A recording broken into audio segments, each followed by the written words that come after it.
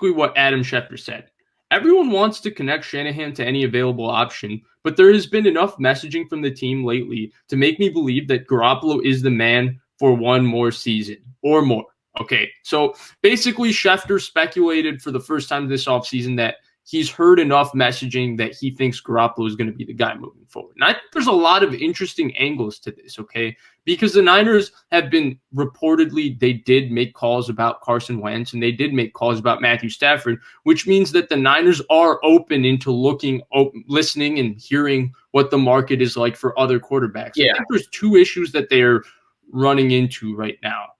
I think one, in terms of Jimmy Garoppolo, I'm not sure what the market is to trade him, and I don't think they would feel they could sell high on him right now because he's coming off of an injury, and he's a player that's been injured multiple times in his career. And the biggest thing is that teams know that if the Niners don't really like him, they can cut him for $2.8 million. So then I think one of the biggest sticking points with Garoppolo next year is with the cap only being $180 million. Him making $27 million is a lot of dough to pay a guy who is not going to carry your entire roster when you need to re-sign a Jason Verrett and re-sign a Trent Williams. I think it's actually one of the biggest sticking points with him.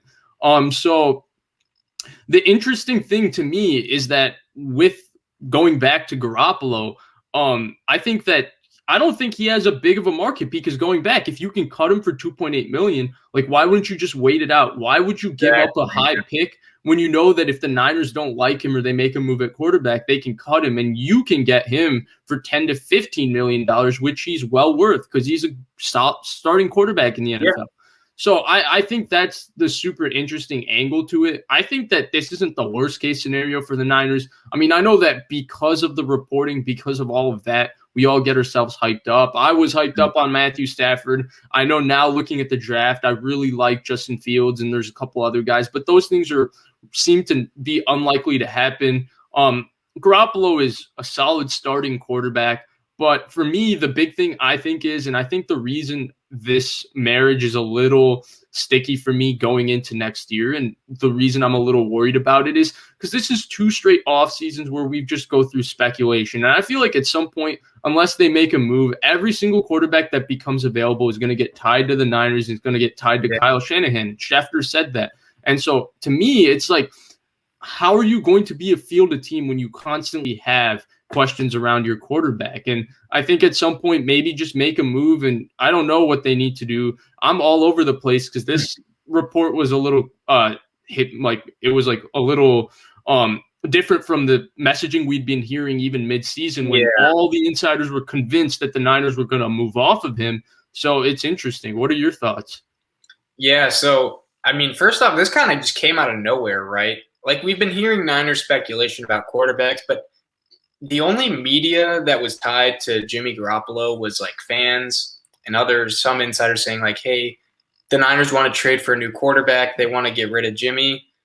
And it was a lot of speculation, right? And there was definitely, like, Niners were making calls about guys, testing the market and whatnot. But we hadn't really heard much pro-Jimmy. Like, I don't think I've ever heard a pro-Jimmy from anyone, honestly. Even maybe the biggest of biggest stands, maybe Eric Bissell, who just talks about his winning. That's about it. But the thing that, I think you hit it too. The thing that everyone talks about with him is basically his cap hit, and that's why they want him gone, right? You have a lot of free agents that are going to have to come back soon, and if you can go cheaper at quarterback, you can retain them and maybe not get that much worse play.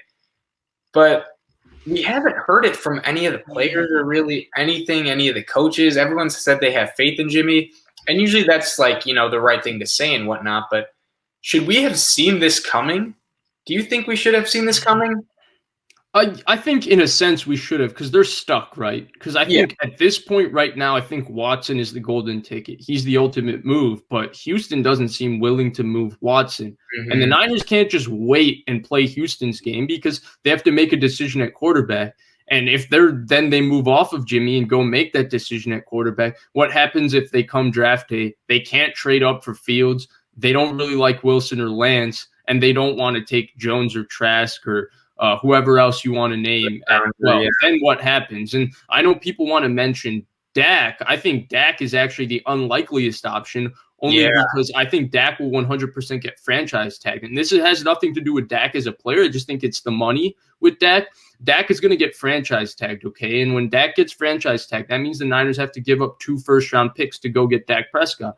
To me, that's not too rich. To me, Dak Prescott is almost a franchise quarterback, like almost one of the top 5 quarterbacks in the NFL. Right, he's there, right? Right, he's like 6 or 7. So he's right there. So that's not a problem to me. I think the bigger problem is when you sign him, you got to eat a $38 million cap hit regardless of how you sign him from day one. I don't think Dak Prescott is taking a backloaded deal. So there's going to be a $60 million guaranteed, $80 million guaranteed, whatever it is. It's going to be a large guaranteed, and he's going to deserve every penny of it. But that, to me, the Niners couldn't make that move and fit under the cap. So to me, Dak is a long shot. To me, Watson, the most unlikely, maybe even besides Watson, because, when you do get him, he's making a ton of money, and you already talk about a ton of guys you have to re-sign, Tart, Williams, Warner, Bosa soon. Like, you're not getting any of those guys, and then your roster goes to shambles if you do get Dak or Watson. Right. I'm kind of anti-Niners for them, The thing with Watson that makes it better is he has a $10 million cap hit next year. So you can theoretically trade a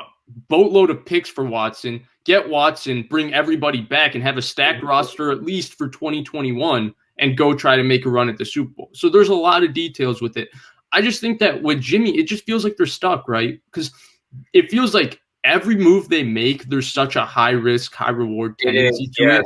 The most consistent, solid, just, hey, at least we know where we are. We know what player we have, and we know how comfortable we are with him is Jimmy. So, I mean, if you looked at all the variables, even in January, I feel like you could put this together and present this as a scenario.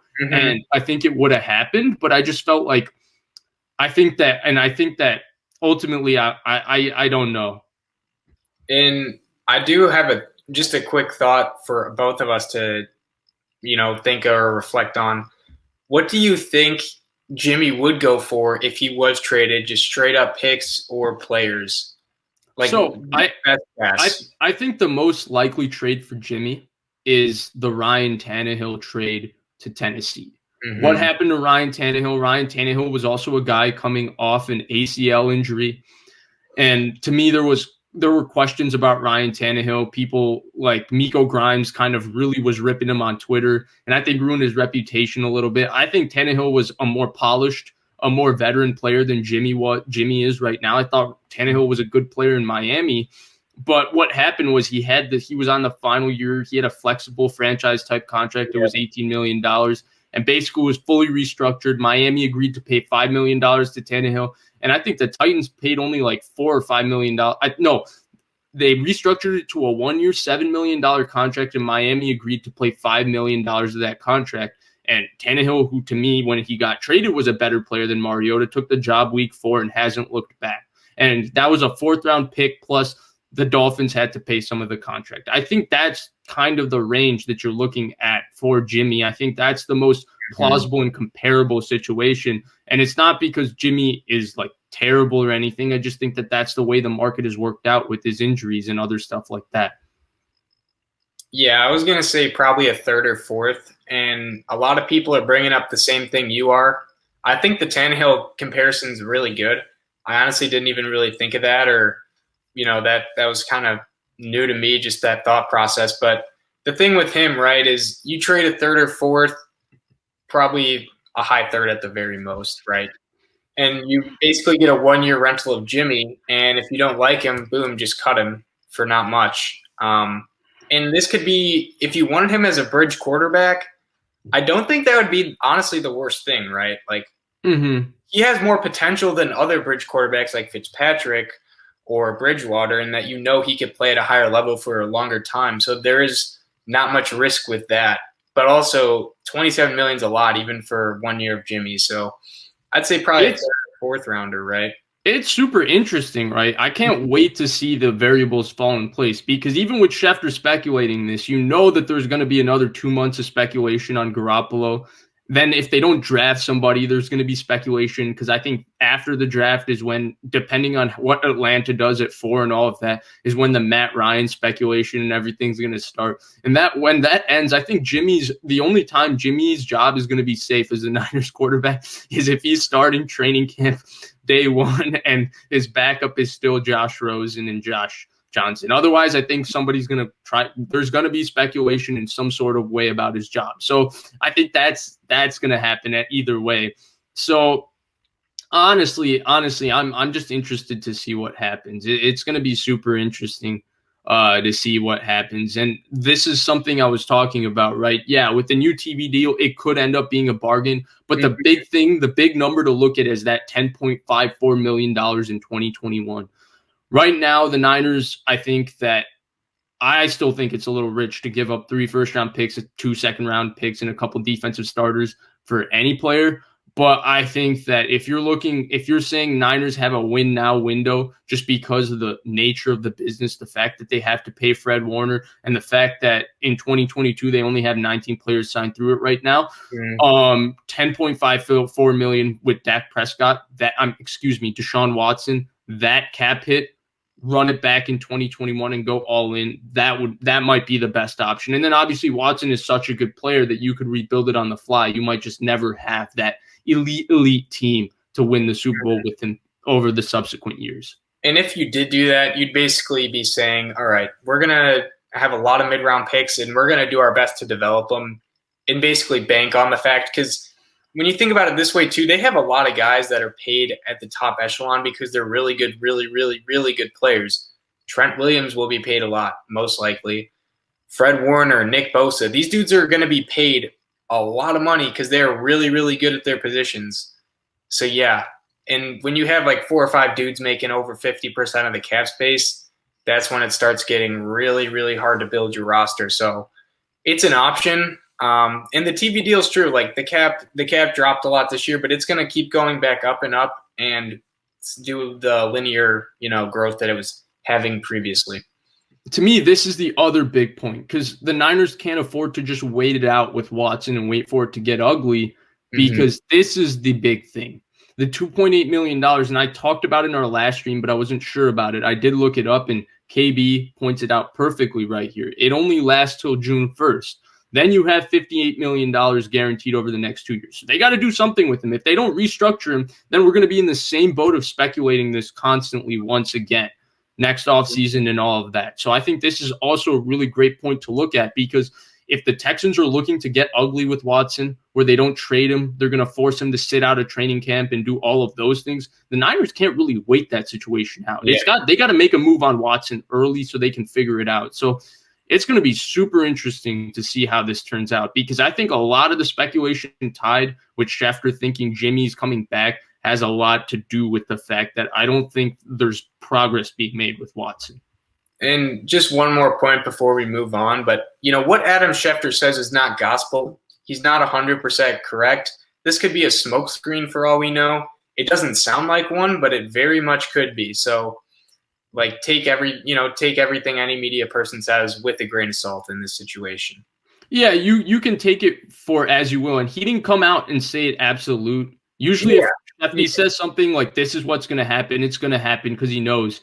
But here he said the messaging makes him feel that way, barring a change. And so there could be a drastic change, or he could be 100% right. It'll be super interesting to see what happens moving forward. I mean, Eric Bissell just loves pointing out Garoppolo's win-loss record. So as a fan, if you want to attach yourself to that, then I think that's a way to go and get yourself excited for the next season. I personally do not believe wins are a quarterback stat. I think that they have to be taken within the context of the fact that he played with a second-ranked defense with 4 elite pass rushers in 2019. He plays in the ultimate quarterback-friendly system where a lot of reads are really defined for him and a lot of throws are predetermined and very easy throws. So I think that if you put another quarterback in that situation, we would call them a winner too. And just because Mullins and Beathard didn't win doesn't mean that it just means that Garoppolo's a lot better than Mullins and Beathard. It doesn't mean that he's a lot better than the league average. So that's just the way I feel about it. I mean, you can feel free to disagree, but ultimately this is going to be an awesome situation and a really fun thing to monitor as we go forward, because it's going to be really interesting to see what the Niners end up doing and how they end up succeeding in 2021 and 2022. I'm with you.